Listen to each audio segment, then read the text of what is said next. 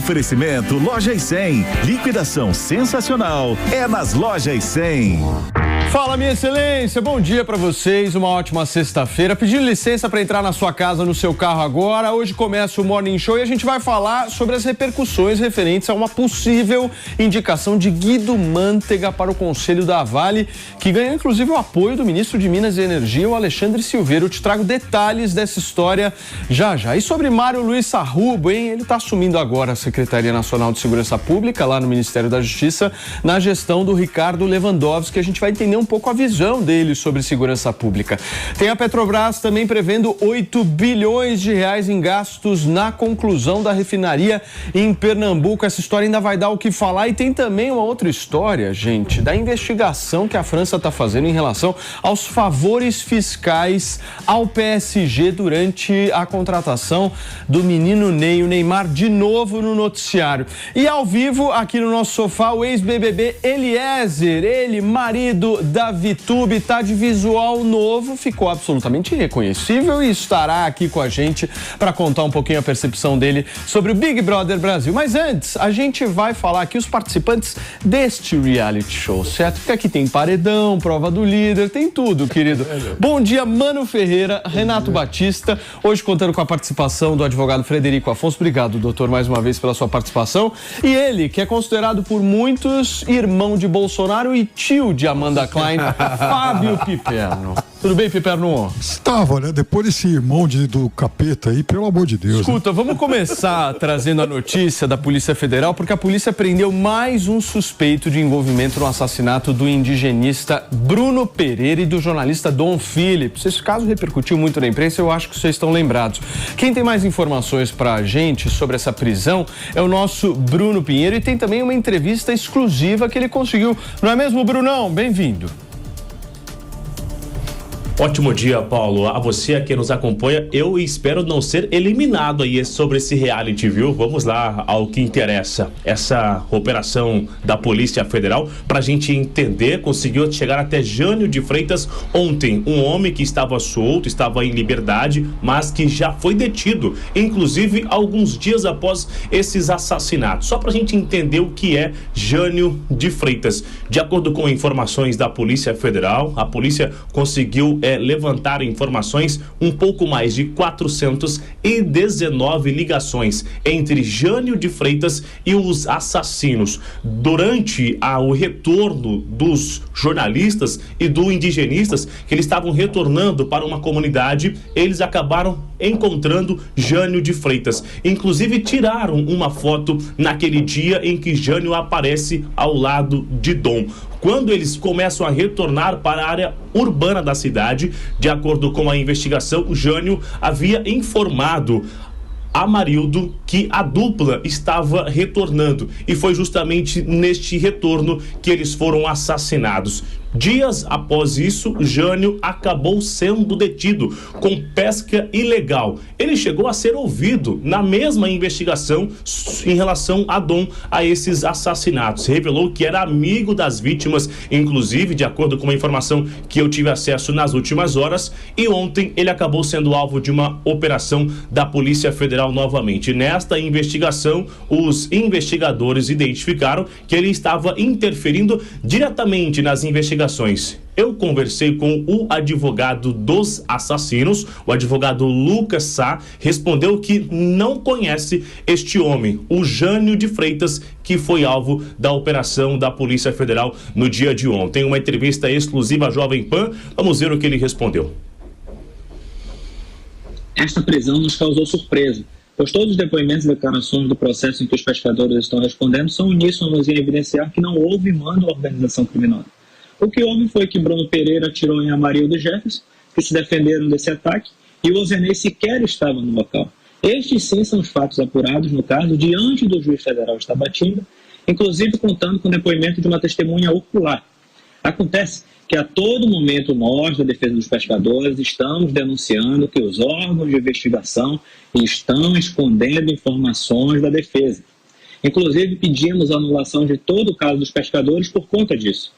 Com relação a essa pessoa que foi presa hoje, nós não fazemos a mínima ideia de quem seja. Mas com certeza iremos solicitar que a Polícia Federal nos forneça a documentação integral desta investigação paralela, pois é mais uma evidência de que não estão deixando que os pescadores se defendam de forma ampla, plena e irrestrita, conforme assegura a nossa Constituição. Bom, as vítimas estavam visitando a comunidade São Rafael e no retorno encontraram com o Jânio de Freitas e no entendimento da investigação, ele quem era o informante dos assassinos. Só para finalizar, aí também houve uma confirmação que Jânio de Freitas era funcionário de uma secretaria da prefeitura local e recebia o valor de R$ 1.212 como salário. Esse caso segue sendo investigado. Paulo Matias. Muito bem, Brunão. Obrigado, viu, meu amigo, pelas informações. Então, para você que está aí no rádio, na televisão, você entendeu todo o contexto que o Bruno Pinheiro acabou de nos explicar, de um caso que inclusive aconteceu em 2022, se eu não estou enganado, não é, Mano Ferreira? Lá no estado do Amazonas, e que mostra muito claramente áreas brasileiras que são dominadas não pelo Estado, mas pelo crime organizado, não é, meu amigo? Bom dia. Exatamente. Bom dia, Paulinho. Relembrando esse caso triste de domínio do crime organizado, vitimando pessoas que faziam um trabalho respeitado internacionalmente, né? O caso do Bruno e do Dom. É muito triste essa história e a gente precisa que a justiça consiga desvendar com todos os detalhes todo esse caso e que haja a devida punição. A gente sabe o quanto muitos homicídios no Brasil acabam sem nunca ter o seu desfecho na justiça. A gente precisa que esse caso não entre nas estatísticas da impunidade. Como é que você vê isso, doutor Federico? Olha, o ministro do Supremo Tribunal Federal, representando o Estado brasileiro, o único juiz do mundo em Davos, ele falou da perda da soberania sobre a região amazônica, né? Então, é algo que é do cenário do governo, da realidade do governo, mais do que até você hoje resolver o caso, você precisa prevenir outros, né? Uma justiça que tarda, ela falha, aquele jargão que uma justiça tarda, mas não falha, ela falha na sua essência, a gente já tem muito tempo, e realmente tem que ter uma política de impacto.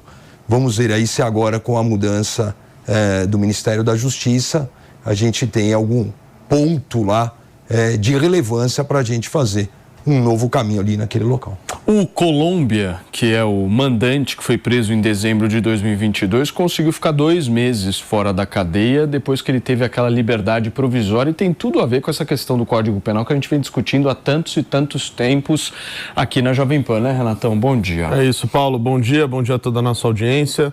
Olha, mais um caso que é consequência, na verdade, do Estado brasileiro ter aberto mão da sua soberania na região amazônica. Quando o Estado sai, o crime organizado entra. Esse caso do Bruno e do Dom, eles estavam investigando a questão do garimpo ilegal e acabaram se deparando com o crime organizado, com o tráfico de drogas.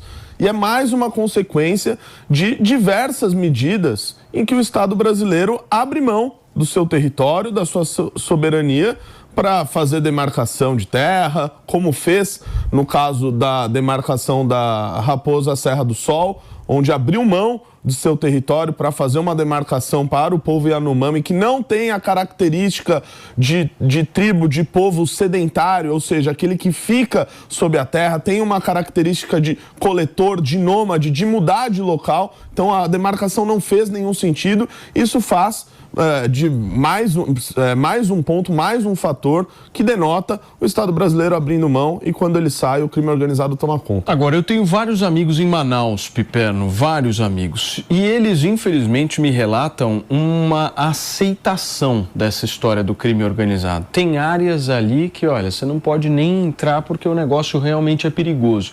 Como é que a gente consegue conviver com esse tipo de realidade aqui nesse país? Áreas em que o cidadão não pode entrar porque ele se sente desprotegido de alguma forma, e lá o bicho pega muito mais do que em várias outras regiões do estado, né? Porque nós estamos falando de floresta, nós estamos falando de outras regiões ali, e muitos roubos sendo registrados, inclusive nos próprios rios ali, turistas sendo assaltados. O negócio é tenso, Piperno. Claro que é tenso. Aliás, o crime organizado se instalou lá há muito tempo, e não é porque houve demarcação de terras indígenas.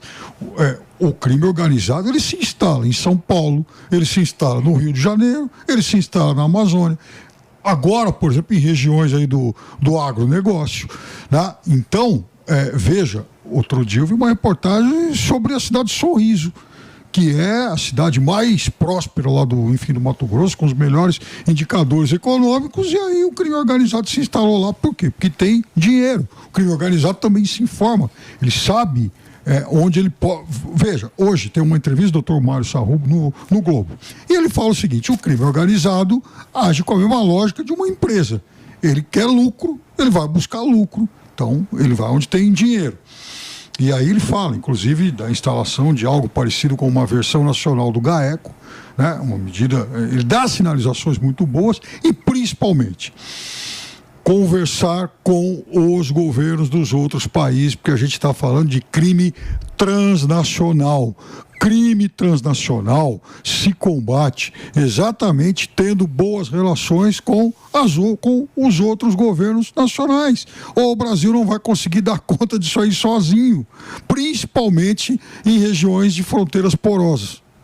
Olha, gente, são 10h11. Já que o Piperno falou do Sarrubo aqui, o Procurador-Geral de Justiça de São Paulo vai assumir a Secretaria Nacional de Segurança Pública lá no Ministério da Justiça, nessa nova gestão do Ricardo Lewandowski, que começa agora em fevereiro. O chefe do Ministério Público paulista teve um encontro reservado com Ricardo Lewandowski e o ministro do Supremo Tribunal Federal, Alexandre de Moraes, na semana passada. Esse convite já foi feito e o procurador, inclusive, já aceitou. Agora o Sarrubo ajusta alguns detalhes desse cargo e está aguardando o Lewandowski anunciar formalmente a equipe que vai o acompanhar ao longo aí da gestão no Ministério da Justiça, um braço bem sensível, inclusive, do governo. A gente vai ouvir o que o Sarrubo, Procurador-Geral de Justiça de São Paulo, falou numa entrevista que ele concedeu aqui na Jovem Pan.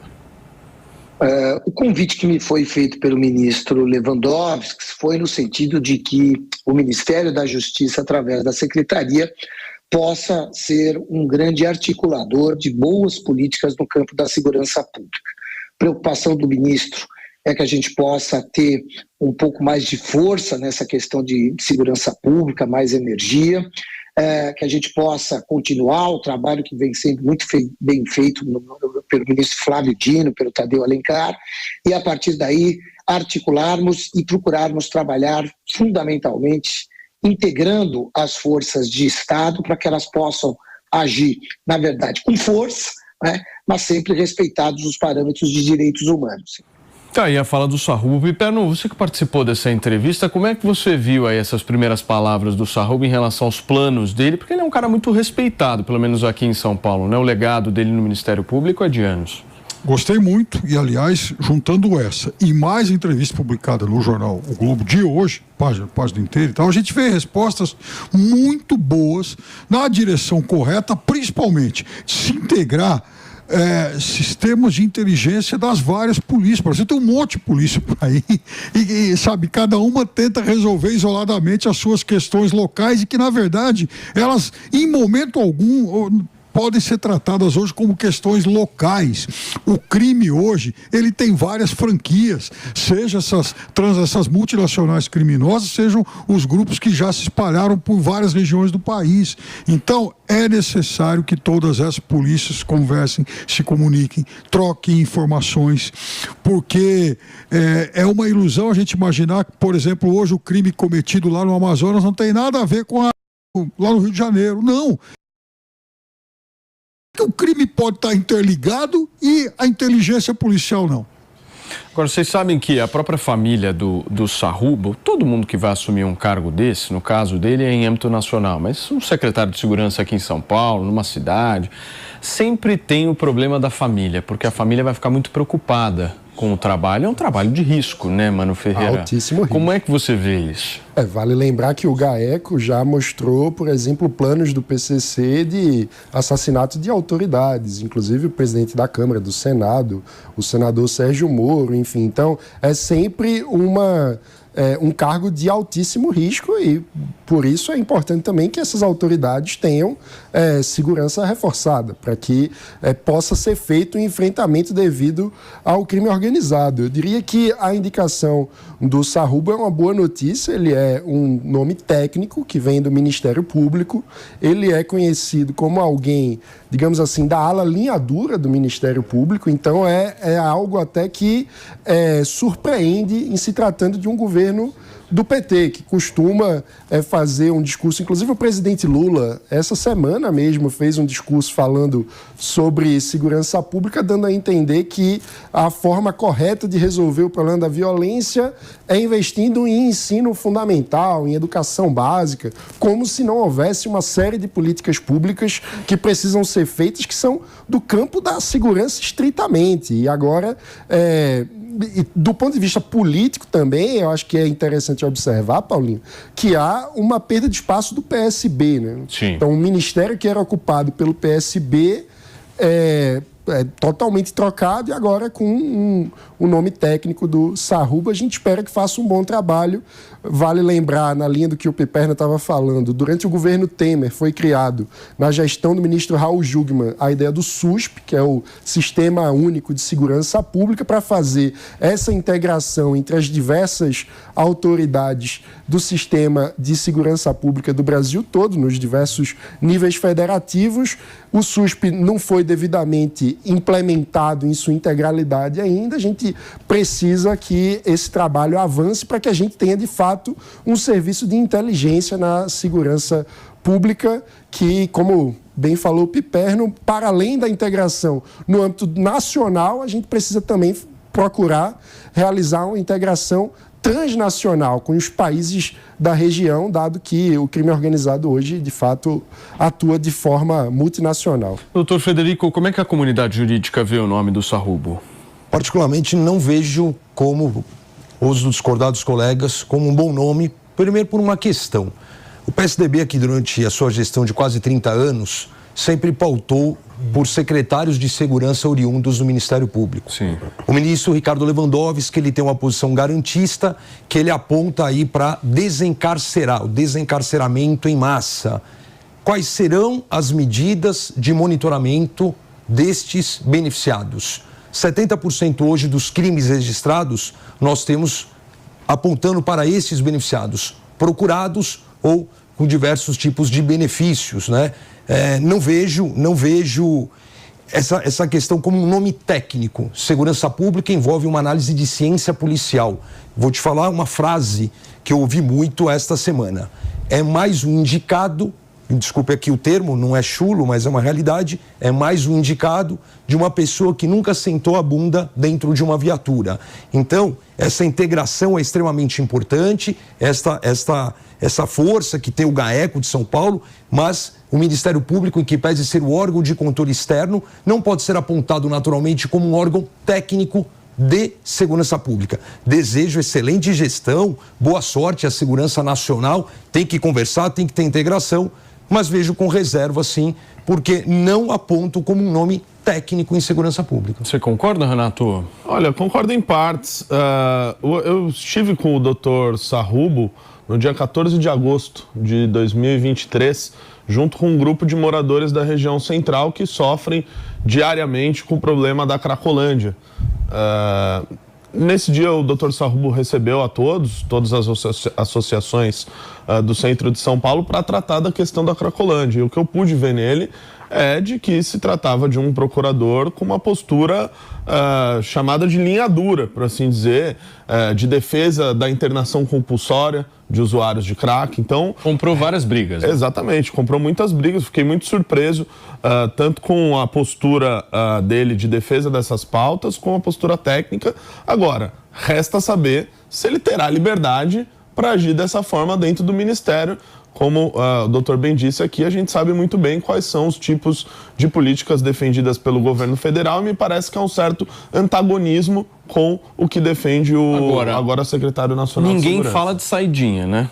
Essa pauta ela não tá nos discursos, né? Por quê, Piperno? Ele falou, nessa entrevista concedida ao Jornal o Globo, ele falou e ele é a favor da saidinha. A favor? A favor da saidinha. Ele acha que é importante a manutenção do status quo. Veja, eu acho que é mais um que acena para o fato de que tem que se discutir os critérios para enfim, adotar isso.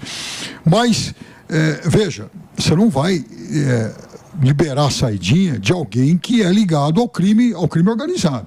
Mas para crimes menores, até porque o Brasil tem a saidona, libera todo dia, por exemplo, gente que sai para estudar, gente que sai para trabalhar.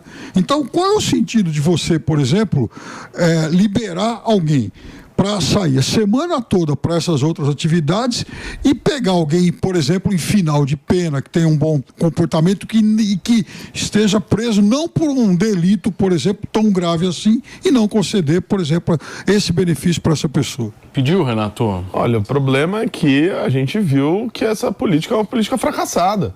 Haja visto o número de pessoas que não voltaram aos presídios. Haja visto 4,8%. 4,5% mais de um mês depois da saidinha. De cada 20, 19 voltaram no prazo. Nós reportamos aqui, no dia 4 de janeiro, 4, 5 de janeiro, de que 30% não havia... Estava errado esse número, Renato. Eu estava junto com você. Eu fiz o programa junto com você. Com o passar do tempo, alguns outros foram voltando à cadeia, não por boa vontade dos criminosos, mas porque as secretarias de segurança foram atrás desses vagabundos. Inclusive aqui, a Secretaria de Segurança Pública do Estado de São Paulo foi para cima dessas pessoas que não voltaram aos presídios. E isso ajudou a reduzir o número com o passar do tempo, Piperno. O cidadão que foi pego lá na marra, ele não está computado nisso que mesmo que fosse 4,5%, se fosse 1%, se fosse 0,01%, está errado. Um sargento da Polícia Militar em Minas Gerais, em Belo Horizonte, foi morto por uma dessas pessoas que saíram em saidinha que deveriam estar presas. A saidinha nada mais é do que uma grande progressão de pena, porque o sujeito espera a data da saidinha, sai e nunca mais volta, e o Estado fica de bobo nessa história, né? De conceder um benefício para uma pessoa que não sabe se utilizar desse benefício. E se for para falar em saidinha, eu defendo a saidinha desde que o sujeito saia. Se é para ele se reconectar com o mundo fora da cadeia, que ele saia para trabalhar, para limpar as ruas, para limpar as praias, para trabalhar, igual é feito em outros países. É só aqui que a gente não trata desse tipo de assunto, que o presidiário não tem que trabalhar. Tem gente que, até por conta de progressão de pena, ele pode sair para estudar, ele pode sair para trabalhar. Então sai sim. Muita gente que sai para isso. Né? Muito bem. Doutor, você me pediu? Paulo, eu sou professor de Direitos Humanos, fica tranquilo. Um clima super chato, você no meio, mas... Eu acho até fazer essa parte interessante, né? Eu sou professor de Direitos Humanos e sou membro da Comissão de Direitos Humanos da OAB aqui em São Paulo.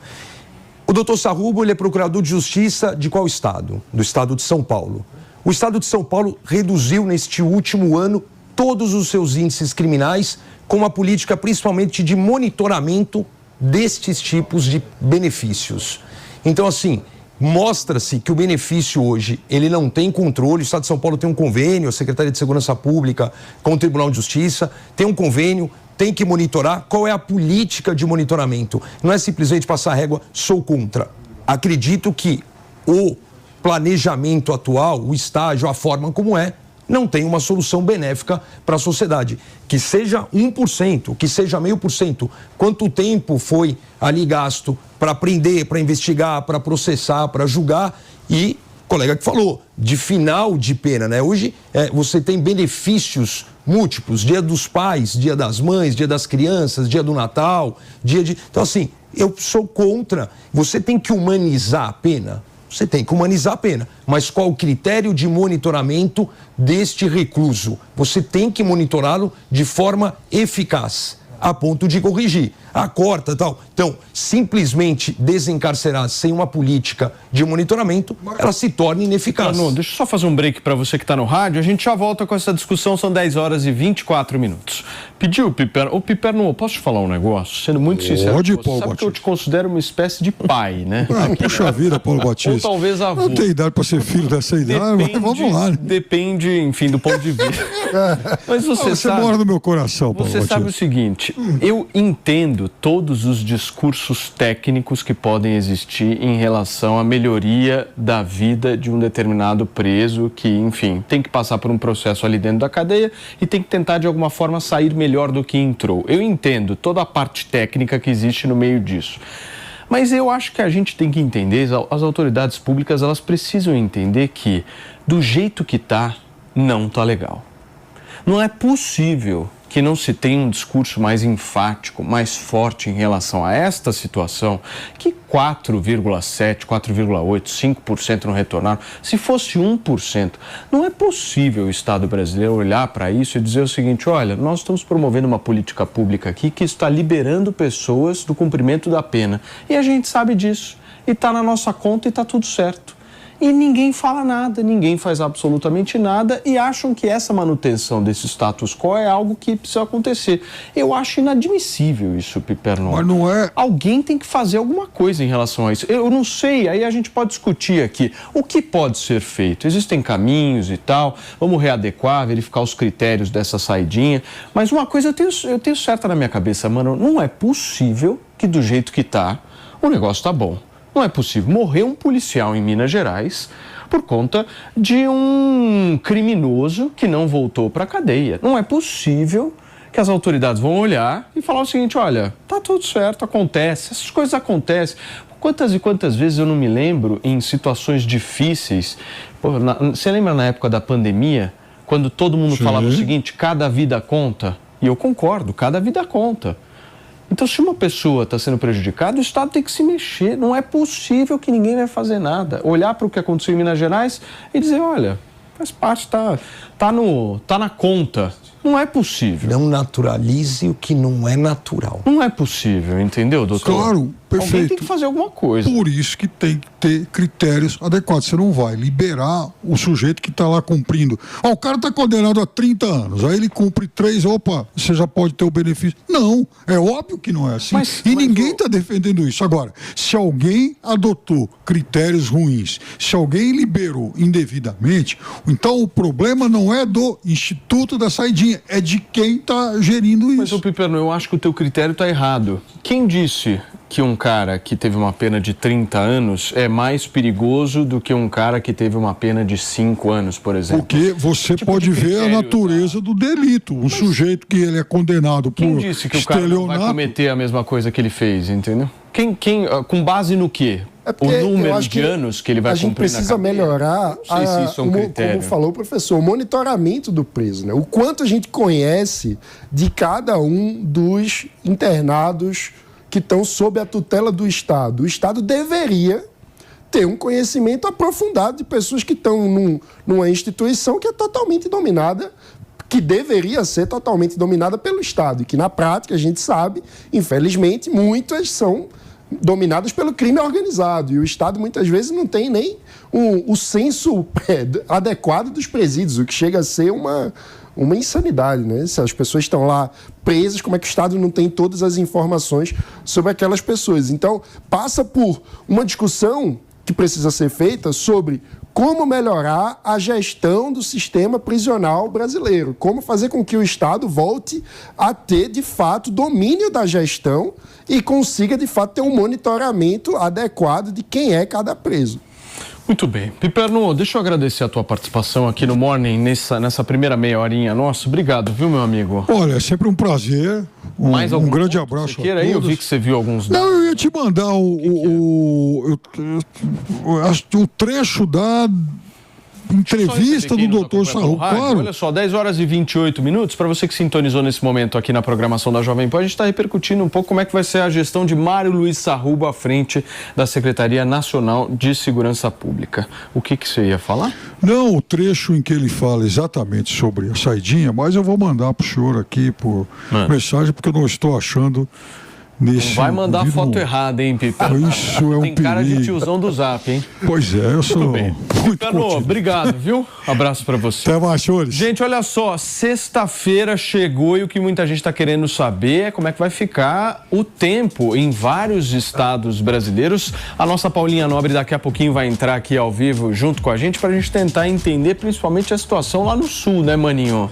Porque a gente entrevistou ontem o governador do Rio Grande do Sul, fizemos uma boa conversa com ele para buscar entender um pouco como é que tá a situação lá, como é que tá a ajuda principalmente do estado, mas o que a gente vê até o momento é uma certa inércia do poder público em relação a essa quantidade de chuvas, né? Exatamente. Como a gente vem falando, é fundamental que o Estado brasileiro consiga se adaptar para lidar com os extremos climáticos, né? Que cada vez mais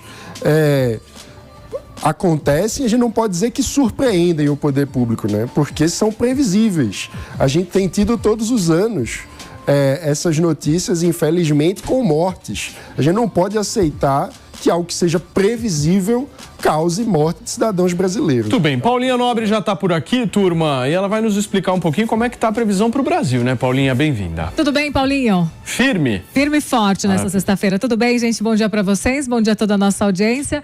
Vamos lá falar da previsão do tempo. Eu preparei um mapa pra gente, para acompanharmos juntos o que vai acontecer no Brasil hoje e também nos próximos dias. Paulinho, a gente estava falando sobre o Rio de Janeiro. Rio de Janeiro precisa ficar em alerta no dia de hoje, também nesse fim de semana, justamente porque temos uma nova frente fria se aproximando aqui da região sudeste, que já se aproximou inclusive, chega no estado de São Paulo hoje também e também no Rio de Janeiro. Todo o estado de São Paulo hoje em alerta para chuva forte, chuva intensa no dia de hoje, volumes expressivos. A Defesa Civil do estado de São Paulo prevê até 150 milímetros, gente. Caramba. Até este fim de semana, até domingo, sobre áreas da região metropolitana de São Paulo e também Campinas, mas não se descarta a possibilidade de chuva volumosa também em outras áreas do estado de São Paulo. Rio de Janeiro também, atenção para chuva muito forte e volumosa a partir de hoje no Rio de Janeiro, região metropolitana do Rio, região dos Lagos, Cabo Frio também, todas as áreas. Atenção, Baixada Fluminense também, que a gente viu nos últimos dias, a condição de chuva muito forte, desde o fim de semana, né, Paulinho? Com todos os desastres que a gente acompanhou e a tendência de mais chuva durante este fim de semana. Ou seja,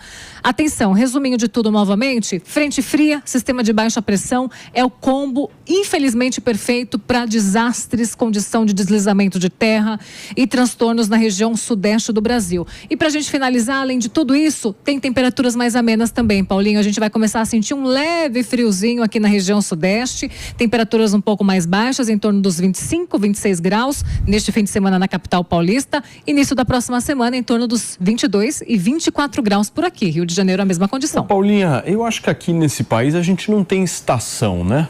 Pois é. Não existe verão direito, inverno direito, outono. Exatamente. É uma coisa meio mixada. Isso, aqui, né? Exatamente. É porque quem estamos comanda... em janeiro. Isso, estamos em janeiro. Quem comanda, na verdade, as estações do tempo aqui no Brasil, em outras áreas do mundo também, são as águas do Oceano Pacífico, que é aquilo que eu sempre falo. Então, se a gente tem uma condição de verão, por exemplo, aqui na cidade de São Paulo, que o verão tende a ser quente, com o El Niño tende a ser mais quente ainda, com o Laninha tende a ser um pouco mais frio.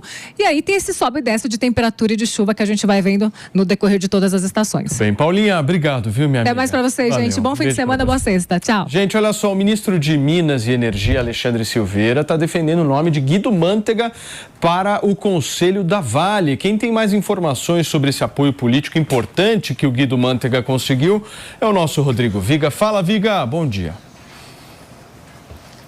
Tudo bem, Paulo? Bom dia para você, para o nosso ouvinte espectador internauta da Jovem Pan. Exatamente, né? Não é de hoje que o governo vem tentando emplacar Guido Mantega em um cargo, em um órgão, uma instituição, e agora a especulação da vez dá conta de que ele poderia assumir um assento no Conselho de Administração da mineradora brasileira Vale.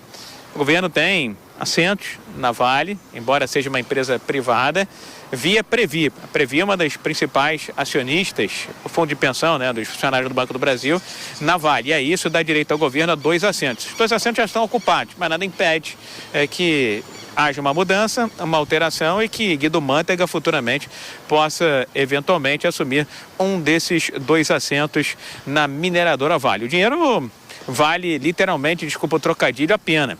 Fala-se num salário mensal de 110, 115 mil reais. A Vale está passando por um processo sucessório. O mandato do atual presidente da Vale, Eduardo Bartolomeu, termina agora no primeiro semestre, salvo engano, no mês de maio. há todo um rito interno de governança, né?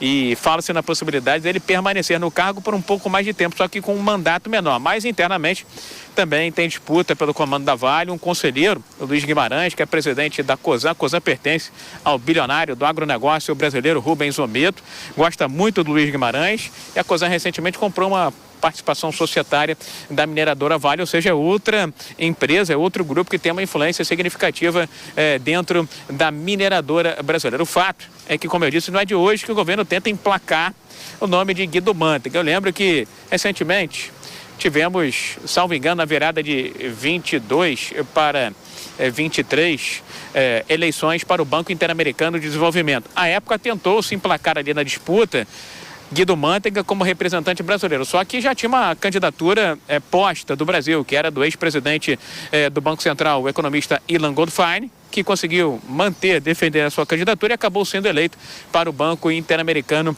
de Desenvolvimento. Fica a expectativa, o ministro Alexandre Silveira é quem cuida, por parte do governo, dessa potencial indicação para o Conselho de Administração da Vale. Ele disse que, por enquanto, tudo não passa de especulação em torno do Guido Mantega, mas dentro da empresa não se fala em outro nome que não seja do ex-ministro da Fazenda. O próprio Alexandre Silveira saiu em defesa do nome de Guido Mantega, lembrando que Mantega, ex-presidente do BNDES e ex-ministro da Fazenda, foi o mais longevo, aquele que passou mais tempo no Ministério da Fazenda, no Ministério da Economia, e disse que ele tem todas as credenciais, predicados e qualificações para assumir o cargo, embora muitos achem que ele não seria a figura mais adequada, apta para assumir esse cargo de futuro conselheiro da Vale. E o salário, como eu disse, vale bem a pena, R$110 mil, R$115 mil por mês.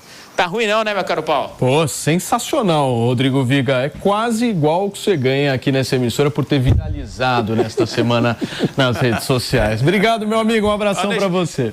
Ô Paulo, não esquece de me seguir lá. Você é um cara com muitos seguidores. Você é um cara com muitos seguidores. Não esquece de me seguir, porque aí eu consigo... Olha que você tá fazendo forfé. Tá fazendo, como dizia a minha saudosa vovó, tá fazendo forfé. Eu não te sigo, Rodrigo. Então, mas me segue. Fake news. Estou seguindo aqui, acabei de verificar, Rodrigo. Aliás, @VigaRodrigo. Para você que está no Twitter e você que está aí nas redes sociais, no Instagram, segue. Ele só não faz aquelas retiradas de roupa nas redes sociais. O público também não gostaria, né? Obrigado, Viga. Um abraço para você. Né, Paula? Valeu. Você gostou, né, Paulo? Grande abraço. Confesso com que calor não tem jeito. Tchau, querido. A gente gosta muito de você. Valeu. Gente, vamos repercutir um pouco essa questão do Guido Mantega, porque é uma tentativa um pouco antiga do governo, né? Pelo menos desde aí do início eu vejo essa tentativa constante e esse nome voltando à tona. É positivo para o governo, mano, isso? De jeito nenhum. O que o governo ganha? É uma péssima notícia. Não ganha nada além da satisfação do próprio ego. A gente está vivendo, infelizmente, uma tentativa de reescrever a história de uma forma como nunca antes vista na história desse país, para citar o próprio presidente Lula, né?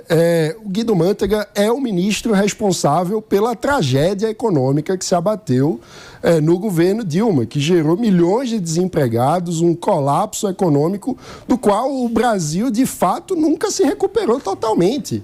A gente ainda vive sob efeitos do desequilíbrio orçamentário causado por aquele período de infinitas decisões desastrosas para a economia brasileira, que agora ficam sendo reembaladas. É realmente revoltante ver a tentativa de restabelecer essas figuras como se nada tivesse acontecido, sem nenhuma autocrítica, sem nenhum pedido de desculpa sobre os erros cometidos no passado. Ou seja, é a reedição de um filme ruim, é um remake de um filme que já foi um fracasso. Então, é muito triste como parece que o Brasil não consegue aprender com os próprios erros. Ficam os grupos políticos numa disputa polarizada, meio vazia, não assumem erro nenhum, a culpa é sempre do opositor, e aí, na prática, quando voltam ao poder, cometem exatamente todos os mesmos erros. É o tipo de notícia O que o Mantega quer não é nem ser apenas conselheiro, ele está mirando em ser CEO da Vale, né? O mandato do atual CEO vai terminar, acho que no final de maio, se eu não me engano, dia 31 de maio. E aí, para você ser o CEO, você precisa integrar esse colegiado e haveria essa movimentação. Ou seja, a primeira notícia é a indicação para o conselho. A segunda notícia pode ser a nomeação como CEO, Renato Batista. Pois é, uma notícia muito ruim, como o Mano já trouxe aqui. O Guido Mantega, ele é o sujeito responsável pela chamada nova matriz econômica. O que é essa nova matriz econômica? Resumidamente, foi o que levou o Brasil à tragédia que foi o governo Dilma II, onde todos os índices econômicos pioraram. Desemprego subiu, inflação subiu, taxa de juros subiu. Tudo que poderia piorar, piorou durante a gestão dele no Ministério da Fazenda do governo Dilma. E o Guido Mantega, Mano, nessa tentativa agora junto com o governo de reescrever a história, ele resolveu reaparecer há pouco tempo, no último ano, ao escrever um artigo criticando o governo Bolsonaro e o governo Temer, só que sem contar ao público de que grande parte da tragédia econômica que a gente vive foi durante a gestão dele, ocorreu durante a gestão dele. Então ele e o PT e o Lula sempre gostam de esconder os números relativos ao governo Dilma II, porque sabem o que aquilo significou. Aliás, o Guido Mantega chegou a ter um mandado de prisão expedido contra ele. Chegou a participar de uma colaboração com o Ministério Público, onde ele próprio admitiu erros durante a sua gestão. E agora volta como se nada tivesse acontecido. E vejo que por parte do governo ainda há uma certa leniência com aquelas pessoas que foram investigadas durante a Operação Lava Jato nos últimos anos, para que elas voltem ao governo federal para, quiçá, voltarem a cometer os mesmos erros que cometeram no passado. Como é que você vê a indicação do Guido Mantega, Frederico, do ponto de vista técnico? Surpresa zero, primeiro, né? Que pesa Vale ser uma empresa privada, toda política pública ou privada com braço no direito público tem como obrigatoriedade o chamado princípio da moralidade, né? Os amigos se indicam, né? O governo federal, ele governa olhando apenas pelo retrovisor, reescrevendo ou escrevendo igual, né? Da mesma forma, não há. O Mano falou assim, eles não reconhecem os erros. Quais erros eles vão responder? Que erros que a gente cometeu? Então eles não enxergam isso. Para eles não tem erros. Tecnicamente, princípio da moralidade. O princípio da moralidade é um conceito que você tem que ter, justamente, não é aquele conceito de moral do início do século XX. O que é correto para a coletividade, né? Qual é a aparência, o princípio da boa aparência. Então não adianta eu simplesmente, olha, mas ele foi, a surpresa é zero. Quer emplacar, vai ser surpresa zero se virar o CEO. Tecnicamente não tem respaldo, mas quem que tem respaldo tecnicamente de fato desse governo por uma série de questões? Então, assim, é o amigo indica o amigo, né? Eu indico o amigo. Se fosse dentro da administração direta, eu falaria que a gente chama que é cargo de livre nomeação e livre exoneração. Então, criticou-se a indicação do ministro Ricardo Lewandowski, que são amigos desde a década de 80, aí criticou-se, então é surpresa zero, tecnicamente. Princípio da moralidade ofendida. Muito bem. Pediu, Maninho? É o tipo de notícia que mostra que privatização tem que ser por inteiro. Tem que privatizar tudo e tem que tirar toda a participação do Estado de uma empresa depois de privatizada. Porque acaba abrindo brecha para esse tipo de situação que revolta o cidadão brasileiro. Então, privatizamos muito pouco, Paulinho. Muito bem. Fê, a gente já tem a Beatriz Manfredini conectada aí, porque a gente vai falar agora de eleições. A gente vai direto com ela, porque a Bia tem informação fresquinha sobre a pré-candidatura da Tabata Amaral. Tem data, inclusive, de início da pré-campanha da deputada aqui em São Paulo, né, Bia? Bem-vinda. É isso, Paulo. Bom dia para você, para todo mundo aí no Morning Show. Olha, informação confirmada agora há pouco. A pré-campanha da Tabata Amaral, deputada federal do PSB e pré-candidata à prefeitura aqui de São Paulo, né, no pleito deste ano, vai acontecer o início, né, o pontapé inicial dessa pré-campanha, no dia 25 de janeiro, agora no aniversário de São Paulo. Então, uma data simbólica, né, para esse começo de pré-campanha. A expectativa é que seja um evento na Vila Missionária, na zona sul aqui de São Paulo, na casa em que ela morava, justamente para mostrar a ligação dela dela com a cidade de São Paulo. E, de acordo com fontes, são esperados nesse evento algumas autoridades e figuras importantes do PSB. Vou começar falando do apresentador José Luiz da Atena, né, recém-filiado ao partido e possível vice de Tabata, né, o candidato aí preferido a vice de muitas autoridades do PSB para essa chapa com ela, deve participar do evento. Além dele, também o vice-presidente da República, Geraldo Alckmin, que é do mesmo partido,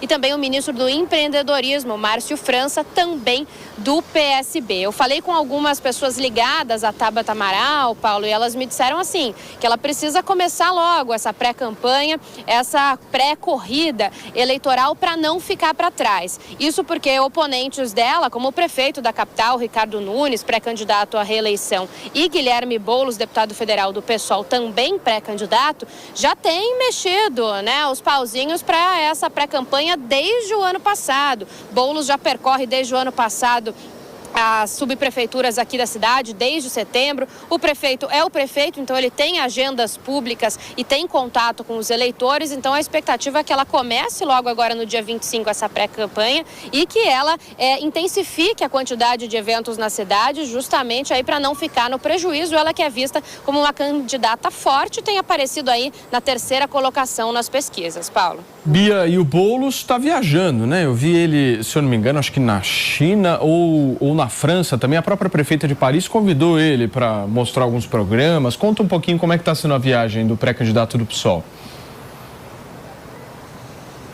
Na França e na China, Paulo, exatamente isso. Neste momento, o Guilherme Boulos está na China, inclusive, ele retorna de lá na segunda-feira e ele está se encontrando com prefeitos, autoridades, chefes de empresas, discutindo meios sustentáveis de gerir cidades. E lá em Paris, na França, ele se encontrou com a prefeita Anne Hidalgo, recebeu um convite dela, inclusive, para participar de uma reunião, um conselho de gestores agora no mês de julho. Então deve retornar para lá. Eles conversaram, os dois, muito sobre sustentabilidade nas cidades, principalmente um foco em como diminuir o uso de automóveis, né, de carros nas cidades. Ela até fez uma publicação depois no Instagram declarando apoio a ele, dizendo que espera que ele consiga aí um bom resultado nesse pleito de 2024. Aí ele volta então dessa viagem internacional na segunda-feira, não é a primeira que ele faz, justamente para ter esse contato com autoridades. Do ano passado ele esteve também na Europa outras vezes, nos Estados Unidos, aqui na própria América Latina, e agora ele volta então na segunda e na terça-feira retoma justamente essa agenda que eu estava falando de percorrer as subprefeituras. Ele tem uma caravana já marcada para terça-feira na Zona Leste, na Penha e em Hermelino Matarazzo. Há inclusive uma discussão de se Marta Suplicy já aparece com ele nessas agendas ainda ou não. Ainda não está decidido essa questão, ela deve participar pelo menos mais para frente, mas tem uma ala aí falando que é necessário esperar pelo menos a filiação dela ao Partido dos Trabalhadores, que foi marcada agora para acontecer no próximo dia 2 de fevereiro, na presença de Boulos e de Lula. Mas então os agentes políticos se movimentando bastante, Paulo, aqui em São Paulo, e inclusive só para a gente fechar, ontem Tabata Amaral apareceu em uma foto com Luiza Erundina, que foi prefeita aqui da capital paulista, é do PSOL, e da eleição lá de 2020 ela foi vice do Guilherme Boulos do PSOL. O que se diz nos bastidores é que Erundina não gostou muito da ida de Marta para o lado de Guilherme Boulos. Ela criticou bastante Marta lá em 2020, quando ela apoiou Bruno Covas, né, que acabou falecendo e depois foi sucedido por Ricardo Nunes no pleito aqui de São Paulo, e ela apareceu nessa foto ao lado de Tabata Amaral. Os agentes então se movimentando bastante e vem muita coisa por aí ainda, Paulo. Muito bem, Bia, obrigado, viu, minha amiga, pelas informações. Eu fico me questionando aqui, vocês acham que o Lula vai deixar mesmo a Tabata ser candidata? Eu acho que é o grande risco dela, né? Porque é o seguinte, ela está incomodando o Boulos, isso é visível. É que, por outro lado, o PSB tem perdido espaço nos ministérios, né? Mas eles não falaram que não precisam de cargo, Renato Batista. Ah, Paulinho... Eles acreditam no governo. Você caiu nessa? Querido, você tem que ter uma visão um pouco mais, né? Política é feita com amor também. Eles estão perdendo espaço, então vai ficar difícil do Lula fazer esse movimento, na minha opinião. Agora, uma coisa me chama muita atenção de como as né, essas 3 candidaturas, do Boulos, da Tabata e do Ricardo Nunes, eles ficam tentando se apegar a gestões passadas da cidade de São Paulo que não deram certo. A Marta Suplicy foi disputada pela Tabata, pelo Boulos e pelo Ricardo Nunes. O Ricardo Nunes fazendo aceno agora ao PDT, querendo o PDT junto com ele. A Tabata queria o PDT junto com ela. O Boulos quer estar com o PDT com ele. São só acenos à esquerda. E aí, a única pré-candidatura que a gente tem na cidade de São Paulo que difere de tudo isso, que não faz acenos a gestões passadas que deram errado, como a da Marta Suplicy, a da Erundina nem se fala. Então, é a pré-candidatura do deputado federal Kim Kataguiri. E é muito engraçado como que o sistema político e partidário brasileiro não consegue enxergar algo que é óbvio. Algo que é óbvio. Aquele eleitor que se considera de direita não se vê representado por essas candidaturas. Tanto é que elas vivem dia e noite indo atrás de Marta Suplicy e de Luiz Erundina. Ô, Mano, você não acha que a Tabata causa um estrago na campanha do Boulos? Aos poucos ela vai... Tem potencial, porque veja, todo o esforço que a gente noticiou do Boulos visitando Paris, tentando mostrar que visita a Europa, que vai em outras cidades bacanas, é para tentar moderar a imagem do Boulos com o eleitorado. Só que a gente sabe que o histórico do Boulos e, no fim das contas, a essência política do pensamento do Boulos, da visão do Boulos para a cidade, é bastante radical do ponto de vista da esquerda. E o eleitorado paulista, apesar de ter dado uma vitória a Lula na última eleição, eu diria que está muito longe de ser de uma esquerda radical. Então, a Tabata consegue se projetar no campo da centro-esquerda de forma muito mais habilidosa do que o Boulos tentando ir para o centro. Então, dado esse fator, é possível que a Tabata consiga fazer um estrago na candidatura do Boulos. Para isso, ela precisa conseguir convencer o eleitor de que tem alguma viabilidade. Eu acho que o maior desafio dela é mostrar que ela está, de fato, na disputa. Se ela for vista pelo eleitor como um nome viável, como alguém que pode, de fato, disputar para vencer, o Boulos vai ter problema. Melhor do que a análise de vocês, só a Vidente Chay. Vidente Chay foi questionada aqui neste sofá sobre a Prefeitura de São Paulo. Mas disse que o Kim pode ser candidato. Pois é. E que o Boulos agora será difícil. Vidente Chay. Recomendo, viu, doutor Federico? Olha, Chay é ótimo. Sobre isso, Paulo, é assim, a questão é quem vai para o segundo turno. É isso. A discussão está aí. A discussão é essa. Do Com PSB. quem? Com quem? Né? O PSB, ele ganha um protagonismo do Geraldo Alckmin, que, na verdade, tem aquela estrutura de DNA de PSDB. A Tabata me parece muito mais, vou usar um termo assim, tranquila do que o Boulos, né, que tem esse aspecto. O seu eleitor, o espontâneo, é meu, não importa o que ele faça. É dele. Então, ele tem um nicho, ele carrega aquela porcentagem fixa consigo. Agora, é justamente... A maioria é o quê? É indeciso, ainda não sei. E eu acredito que o maior desafio é quem é Ricardo Nunes? Porque ele precisa demonstrar quem ele é. Ele tem uma taxa de desconhecimento altíssima, altíssima, né? Porque não estou falando que ele faz uma boa ou uma má gestão, mas é que ele não é Ninguém conhecido, conhece. Né? E o pior erro, aí sob o ponto de vista ortopédico, ele pôs um pé em cada canoa. Quando ele trouxe a Marta para sua administração... Mas não foi ele, trouxe né? o ponto de não vista... foi ele. Herdou, mas manteve. Ué, você é o dono da caneta. Mas ele manteve todos os secretários. Fez uma alteração ou outra. Quando ele manteve, ele brincou com o que a gente chama de lesão no adutor. Ele foi abrindo a perna e agora? Agora ficou... Quanto tempo demora para recuperar? O que se fala hoje, o estrago foi muito grande dele perder doutor, a Marta. A Marta, até ontem, era do partido do Ricardo Nunes. Então. Se tem alguém que eu acho que ele não demitiria, era a Marta. Então, mas qual é a essência? Não, mas tudo bem. Não, mas é a mesma se é do coisa. partido, se tem a legitimação do partido, não faria muito sentido, né? Os dois eram, pelo menos do MDB. É que ela deu uma mudada. Certo, Mano Ferreira? A política é muito dinâmica. Vamos pensar e olhar 2024 com novos ares, certo, Renato? Mas eu entendi o ponto do doutor aqui, que é sobre o fato do Ricardo Nunes. Ora ele faz acenos à esquerda hora ele diz, não, eu preciso do seu apoio, Bolsonaro, continue me apoiando. Por favor, Valdemar, faça alguma coisa aqui pro Bolsonaro me apoiar. Aí, hora ele vai lá e tem secretários que, sim, são ligados à esquerda. Né? O secretário de Assistência Social é um cara declaradamente de esquerda. A Marta Suplicy era declaradamente de esquerda. Então, ele fica nesse jogo que, no final das contas, o que ele quer? Ele quer que não tenha nenhuma candidatura em São Paulo, que só tenha a dele e a do Guilherme Boulos. E acha que assim é capaz dele perder ainda, né? Mas o objetivo dele é que não tenha qualquer outro tipo de opção e ele se diga ali um nome, o grande nome da frente ampla, né? Eles já estão até utilizando essa mesma expressão que foi utilizada pela campanha do Lula em 2022. Agora, a Tabata, ela atrapalha mais o Boulos ou o Nunes, na avaliação de vocês? Acho que mais o Boulos. Eu acho que trabalha mais o Boulos também. Diretamente mais o Boulos. Então, para o Ricardo Nunes, é importante a manutenção da candidatura da Tabata. É que periga de, se ela for pro segundo turno, dela ganhar dele, né? Exato. Se ela for... eu acredito. Se ela for pro segundo turno, o desafio dela é ir pro segundo turno. Porque você tem muito salto alto, muita pesquisa, né? Então é pesquisa espontânea, pesquisa induzida, é pesquisa setorizada que eu não registro, então eu faço a pesquisa só naquele cantinho, e aí ali eu tô melhor, mas no resto todo eu tô pior, então aí eu divulgo aquela pesquisa. Então, que é o que a gente pode chamar hoje de fake news? A gente já tem isso há muito tempo.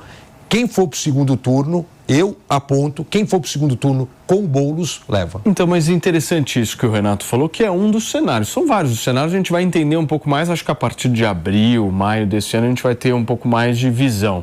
Mas existe a possibilidade da gente ter um segundo turno no primeiro turno. Existe a possibilidade do Lula atuar e tirar a Tabata e do Milton Leite não dar a candidatura pro Kim Kataguiri. Verdade. Isso é bem reduz bastante as opções. Não acho impossível. E vira uma eleição de um turno único.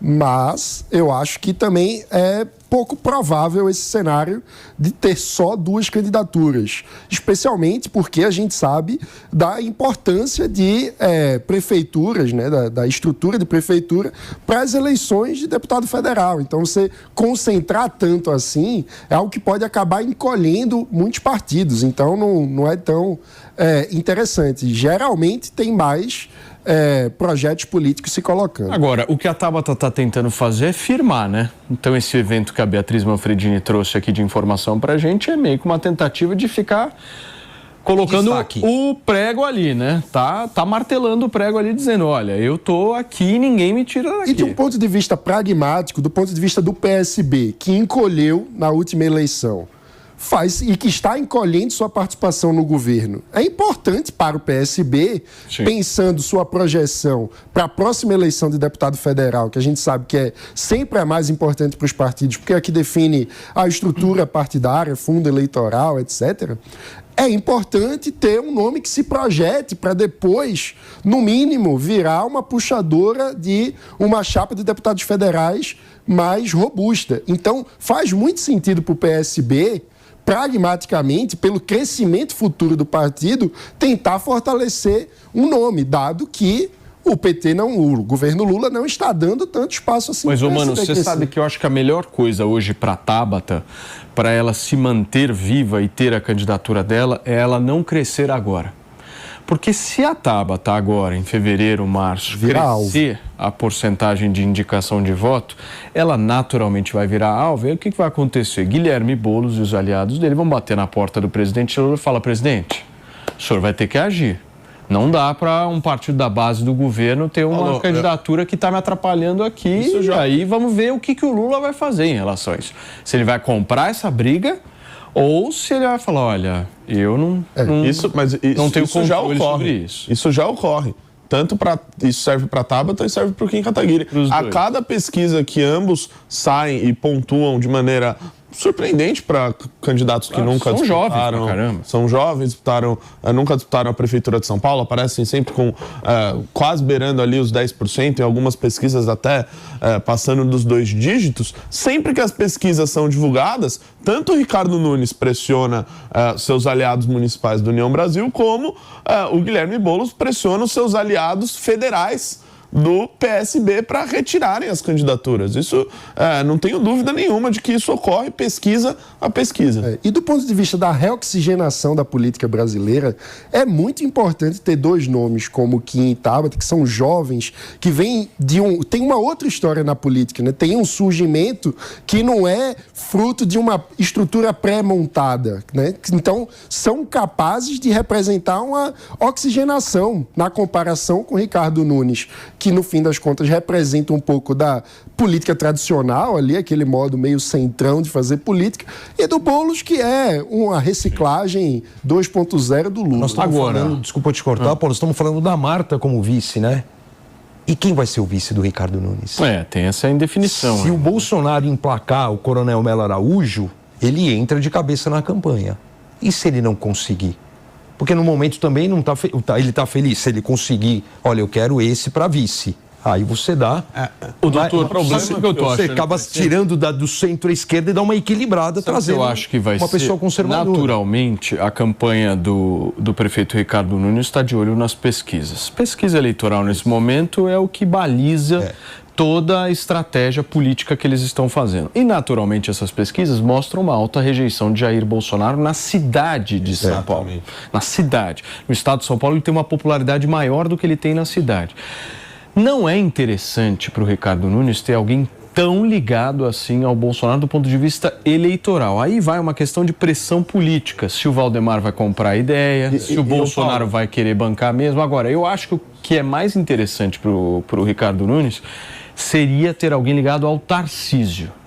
Um nome que representasse o governador de São Paulo para mostrar, olha, as máquinas públicas estão aqui unidas. O secretário de Segurança, Guilherme Derrite, o nome dele aparece. Pode ser, ou algum nome que possa também contemplar Bolsonaro, mas que tenha a cara do Tarcísio. Precisa ter alguém ligado. O grande problema do Ricardo Nunes ter um nome ligado ao Bolsonaro na sua vice é de que, quando ele foi questionado no ano passado se ele tinha uma parceria com o Bolsonaro, etc., ele respondeu de maneira muito clara. E esse foi o vídeo ainda que foi o responsável por eles terem se afastado. Ele disse, eu, com o Bolsonaro, não tenho nem...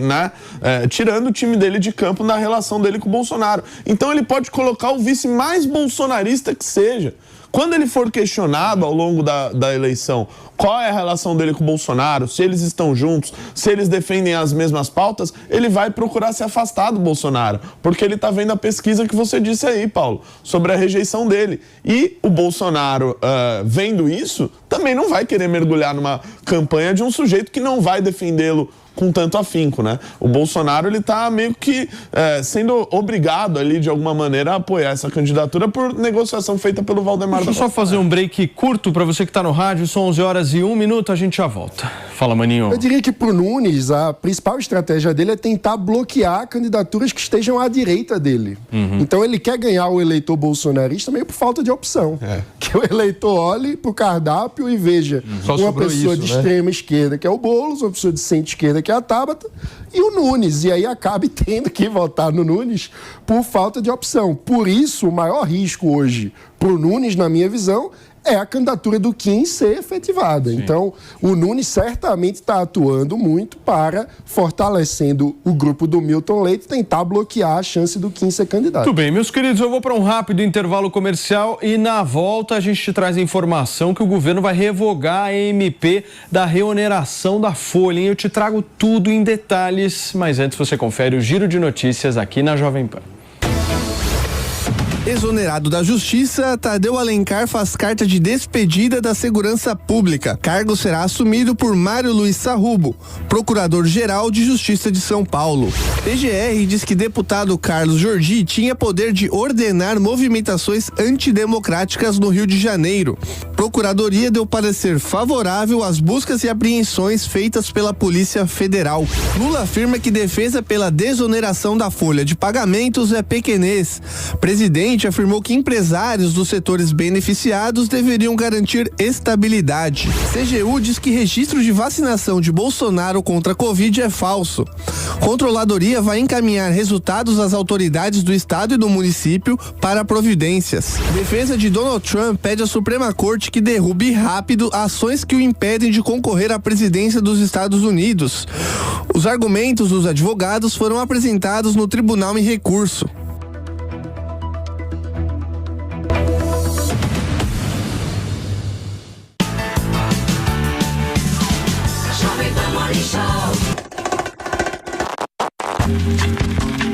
Estamos de volta nesta sexta-feira e você aqui com a gente, são 11 horas e 5 minutos e olha, a Petrobras está prevendo 8 bilhões de reais em gastos na conclusão da refinaria de Abreu e Lima, lá em Pernambuco, terra de Mano Ferreira.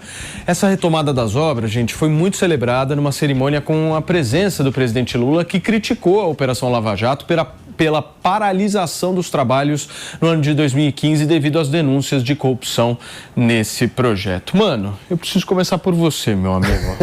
Você tem lugar de fala. Vamos lá. Primeiro, cidadão brasileiro, prepare o bolso. Porque a estimativa certamente é uma subestimativa. Para vocês terem uma ideia, assim que a refinaria foi anunciada, a estimativa de custo da Petrobras era de 2,4 bilhões de dólares. Já gastamos mais de 20 bilhões de dólares e a refinaria não está pronta. Então, essa estimativa de quanto vai ser gasto para concluir as obras, é provável que infle como inflou a primeira estimativa. Maninho, só recebendo quem chegou através do rádio, são 11 horas e 6 minutos, o Mano Ferreira estava iniciando o comentário dele sobre essa retomada das obras muito celebrada pelo próprio presidente Lula numa cerimônia no Palácio do Planalto em relação à refinaria de Abreu e Lima lá em Pernambuco, que foi alvo de muitas polêmicas num passado não tão distante assim, né, mano? Exatamente, a refinaria Abreu e Lima é um símbolo da visão petista de desenvolvimento. E veja, muito mais do que as questões de corrupção, estamos falando da ineficiência de modelo.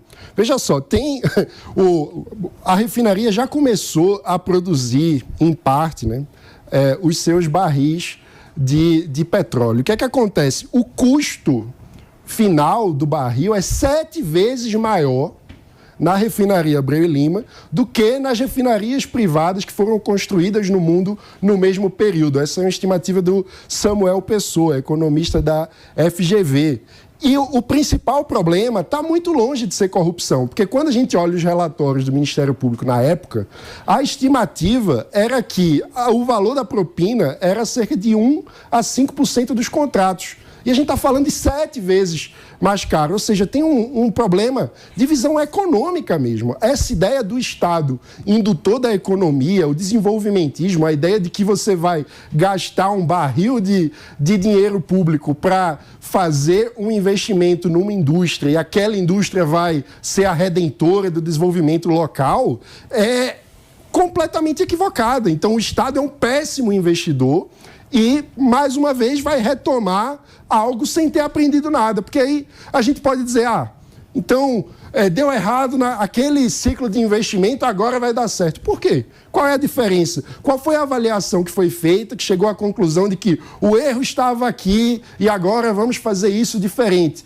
Isso não existe. As obras estão sendo retomadas, o projeto está sendo retomado como se nada tivesse acontecido, sem nenhum aprendizado do ponto de vista da governança da política pública. Então, gente, olha só, a bancada evangélica e alguns representantes do Ministério e da Receita Federal, do Ministério da Economia, estão formando um grupo de trabalho para tentar manter a isenção das igrejas. Quem tem mais informações sobre esse encontro da bancada evangélica com o ministro Fernando Haddad é a nossa Yasmin Costa. Tudo bem, minha amiga? Bem-vinda.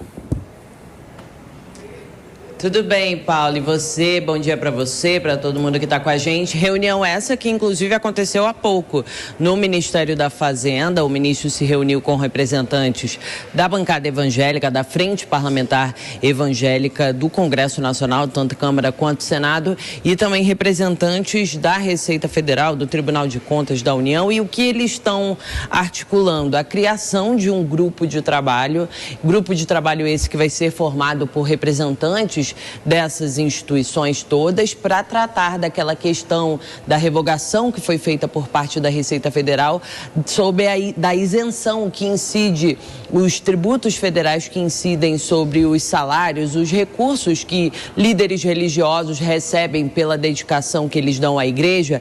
Esse imposto não incidia sobre esses valores e, através de uma revogação de uma norma que foi adotada lá no governo do ex-presidente Jair Bolsonaro, em agosto de 2022, começou a valer essa isenção desses tributos para esse tipo de recurso que é ali dos líderes religiosos. Só que essa semana a Receita Federal revogou essa medida e isso causou um grande rebuliço ali, principalmente dentro do Congresso Nacional. A bancada evangélica vê como perseguição por parte do governo essa postura, avalia que é preciso rever, é preciso ter uma conversa, um diálogo mais perto, mais próximo com os parlamentares, que são ali efetivamente a voz desses líderes religiosos espalhados pelo país, e assim vai ser feito. A partir do dia 1º de fevereiro, inclusive, a gente tem essas informações que alguns dos representantes que saíram dessa reunião falaram rapidamente ali na porta do Ministério da Fazenda. A nossa colega Janaína Camelo está lá e passou algumas informações. Por exemplo, o pastor Silas Malafaia disse o seguinte, que o governo vai criar esse grupo de trabalho a partir do dia 1º de fevereiro. O ato é para esclarecer como que vai ficar, se vai trazer essa contribuição previdenciária, esses tributos incidindo sobre esses valores recebidos por líderes religiosos. Se isso ocorrer, como vai ocorrer? Porque eles querem que não ocorra, mas se ocorrer, como vai ocorrer? E, por exemplo, o deputado federal Marcelo Crivella disse o seguinte, que não há nenhum tipo de perseguição por parte do governo na suspensão desse ato, na avaliação dele, mas que é preciso dialogar e que, segundo Marcelo Crivella, o ministro da Fazenda, Fernando Haddad, está bem disposto a dialogar com esses líderes religiosos. Ou seja, pelo menos a princípio está definida a criação desse grupo de trabalho para ver como fica essa questão da isenção tributária para os líderes religiosos. Volto com você, Paulo. Obrigado, Yasmin. Um beijo para você. Frederico, como é que você está vendo essa relação dos religiosos da bancada evangélica com o governo hoje e depois dessa medida? Cada grupo busca o seu próprio nicho, o seu próprio benefício, a sua própria isenção. Bancada da bala, bancada agro, bancada evangélica. Acontece que a bancada evangélica ficou muito íntima, com uma identidade muito próxima ao governo federal anterior. Talvez por causa da própria Michele Bolsonaro, por causa da própria ligação que o ex-presidente Jair Bolsonaro tem e tinha, então, na sua gestão. E isso talvez incomode, mas é uma bancada, uma das mais fortes no Congresso Nacional, e eu acredito que isso vai ser repensado. Agora, o governo tem um déficit de bilhões, para tentar buscar justamente o seu planejamento fiscal. Qualquer tipo de isenção vai para a ponta do lápis e a questão é discutida em números, Lá na frente, a gente tem eleições municipais esse ano. Quanto custa, As eleições municipais são as prévias das eleições daqui 2 anos, justamente estadual e nacional. Então, quanto isso vai custar? Quanto isso vai ser negociado, Eu acredito que é uma briga de gigantes, Paulo. Ô, Renatão, vale para o governo essa briga? Não vale de maneira nenhuma. Primeiro que a gente precisa pontuar do que se trata essa briga. A gente está falando de uma isenção que não é uma isenção paga pelos líderes religiosos por meio de imposto de renda. Era uma isenção que se tratava sobre a questão do FGTS, de fundo de garantia, que eram pagos diretamente pelas igrejas e pelas instituições religiosas, que, segundo a nossa Constituição, tem a imunidade tributária para garantir a liberdade religiosa. Então, me parece que é um valor tão ínfimo para uma briga que é tão grande, ainda mais tratando de um governo que tem tantos outros gastos que eles poderiam olhar antes de tratar dessa isenção para os evangélicos, que é uma classe, um grupo de pessoas que eles dizem que gostariam de tentar se aproximar. Então, me parece politicamente muito ruim, Paulo.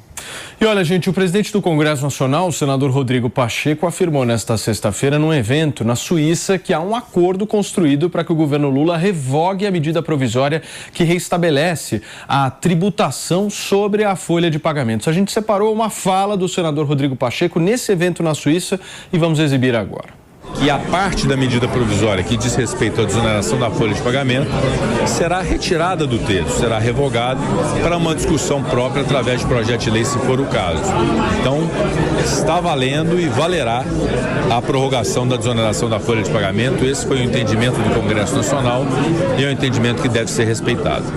Muito bem, Mano Ferreira, vai ter revogação, então. Exato, eu diria que é previsível esse caso, porque o Congresso já colocou sua posição, que foi diferente da posição do governo. Então, a tentativa de avançar com o projeto via medida provisória, ignorando que o Congresso é contra, é algo que, assim, primeiro, não tem um espírito democrático exatamente, né? Porque você está tentando passar no gargarejo aquilo que já não passou. E, segundo, claramente é algo que piora a relação política do governo com o Congresso. Então era esperada essa revogação. Por mais que, como eu já tinha falado várias vezes, a desoneração da folha de pagamento não seja uma política eficiente. Você concorda, Renatão? Concordo com o Mano. E o pior, né? O governo e o ministro Fernando Haddad parece aquele garoto que é dono da bola e perde o jogo e leva a bola embora e faz o jogo da maneira que eles bem entendem.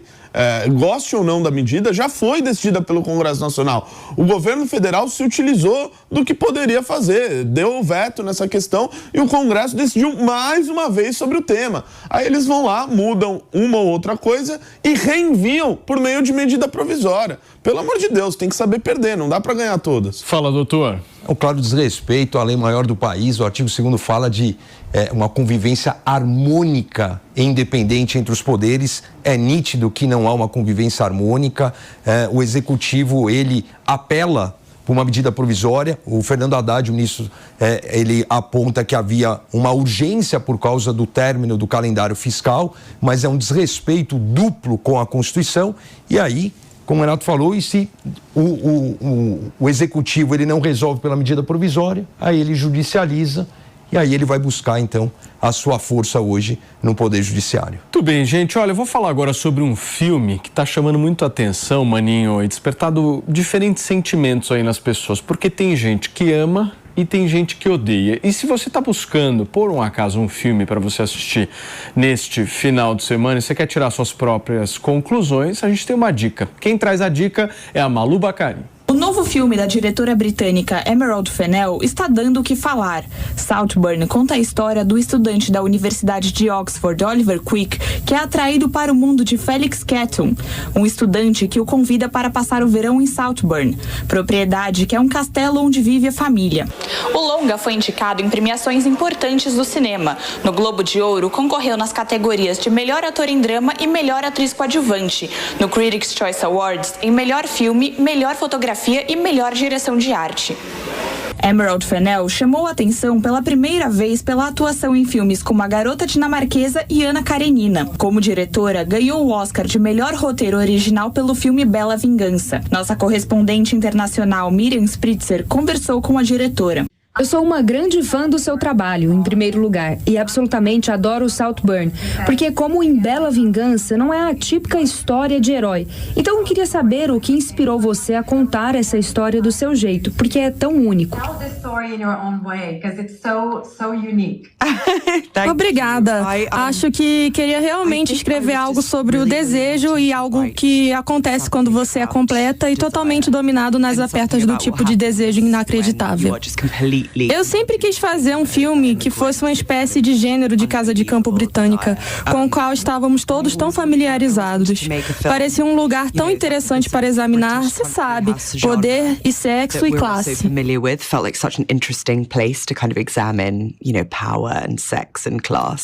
Saltburn foi recebido com opiniões contrárias, com parte do público amando e outra odiando. O filme ainda é cotado para o Oscar, que acontece no dia 10 de março. Muito bem, gente. Olha, está conectada aqui direto dos Estados Unidos a nossa Miriam Spritzer, que entrevistou a diretora. Eu quero entender, você está em que turma, Mi? Você está na turma que ama ou odeia o filme, hein?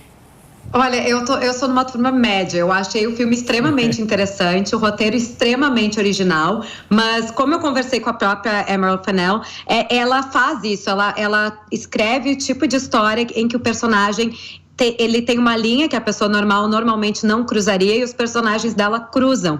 Então é até essa coisa de que ela conversa muito sobre o próprio comportamento humano, de coisas que a gente normalmente não aceitaria nem sobre nós mesmos, mas que, como é cinema, como é ficção, os personagens conseguem fazer. Então é aquela coisa de estar apaixonado por alguém ao ponto de fazer coisas até nojentas, né, que muita gente comenta de algumas cenas aí que são um pouco desagradáveis de assistir, e que a pessoa mesmo não gosta de ter essa questão dentro dela, mas que muitas pessoas sentem isso. Então, eu acho que é um filme que ele faz a gente pensar, é um roteiro extremamente bem escrito, eu gosto muito do roteiro, gosto muito da direção de fotografia, e eu gosto da voz da Emerald Fennell como diretora e como roteirista. Acho que ela faz um trabalho excelente nesse sentido. Tem que assistir. Eu sou da filosofia que todo mundo tem que assistir, e aí cada um tem a sua conclusão. Vamos assistir, sim. Uma bela dica para o final de semana. Agora, eu queria te aproveitar um pouco mais. Você está onde? Em Los Angeles, Nova York? Onde é que você está? Porque você sempre está girando a América. Eu agora estou de volta em Nova York, né? Estava em Los Angeles até semana passada em função de algumas premiações de cinema, e agora estou de volta aqui na base passando frio. Então, é isso que eu queria te perguntar. Como é que tá o frio aí, hein? Me falaram que o bicho tá pegando aí. O bicho tá pegando, tá muito frio, fazia muitos anos que eu não passava tanto frio aqui na cidade, já tirei todos os casacos do armário, as luvas, mantas, e não tenho o que fazer. Olha, aqui, para quem não sabe, a gente geralmente, os prédios têm um sistema de aquecimento já automático, e essa é a primeira vez, desde que me mudei nesse apartamento 6 anos atrás, que eu tô ligando o sistema além do sistema do prédio, porque geralmente a gente passa calor dentro dos apartamentos e esse ano não tá dando conta, tá bem frio. A sensação térmica hoje, para dar uma ideia para vocês, é -10. Muito bem. Sensacional, hein? Vamos aguardar aí as avaliações. Eu queria saber qual é a aposta da Miss sobre Saltburn no Oscar.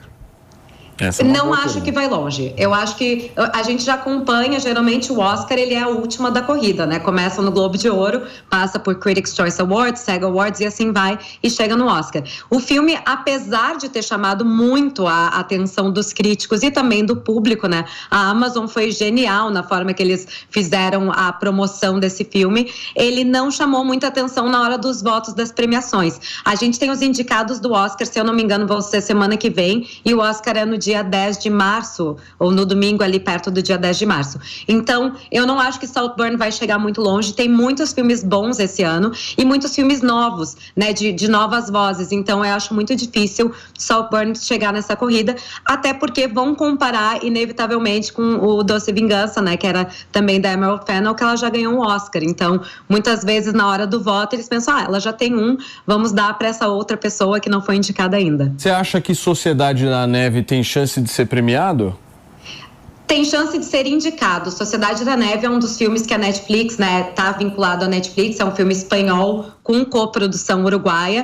Ele é um filme que está sendo muito, tem muita campanha para ele concorrer nos prêmios. Ele foi indicado aí a várias premiações também. É um filme muito bom, que tem ali alguns defeitos não defeitos, é péssimo dizer isso, mas que tem ali alguns pontos que não o tornam um filme tão perfeito, mas é um filme que quem assistiu sabe, a gente fica tenso e fica, né, acompanhando aquela história muito proximamente desde o início, e é um filme que tem chamado a atenção. O J.A. Bayona, ele é um diretor extremamente respeitado.